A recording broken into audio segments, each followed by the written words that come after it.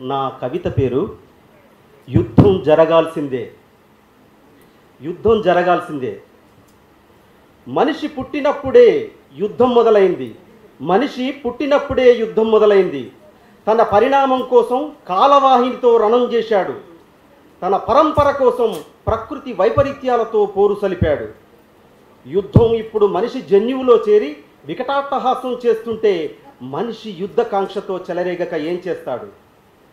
యుద్ధం లేనిదెక్కడ? ఈ జగత్తు అణువణువులో యుద్ధం ఉంది. ఒక ఇనుప ముక్కను బురదలో వేసి చూడు, మట్టి చేసే యుద్ధం కనబడుతుంది.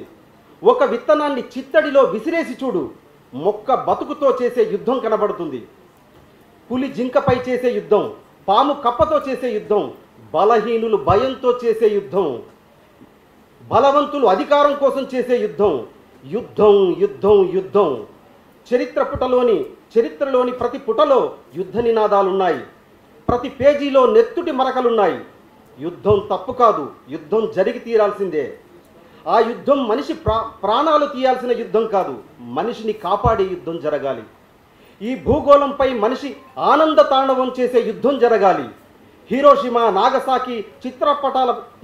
నాగసాకి చిత్రపటాలపై మనిషి కన్నీరు కార్చే యుద్ధం జరగాలి. పాలస్తీనా, ఇజ్రాయిల్, ఇరాక్, ఆఫ్ఘనిస్తాన్ దేశాలలో రగిలే నిప్పుపై మనిషి పన్నీరు చల్లే యుద్ధం జరగాలి.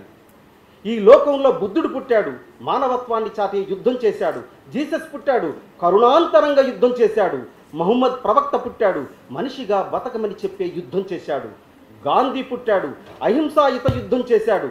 ఇప్పుడు యుద్ధం జరగాలి. మనతో మనకు యుద్ధం జరగాలి. మనలో పెచ్చరిల్లుతున్న రాక్షసత్వంపై యుద్ధం జరగాలి. మనిషిని మనిషి సుహృద్భావంతో ఆలింగనం చేసుకునే యుద్ధం జరగాలి. అవును, యుద్ధం జరగాల్సిందే.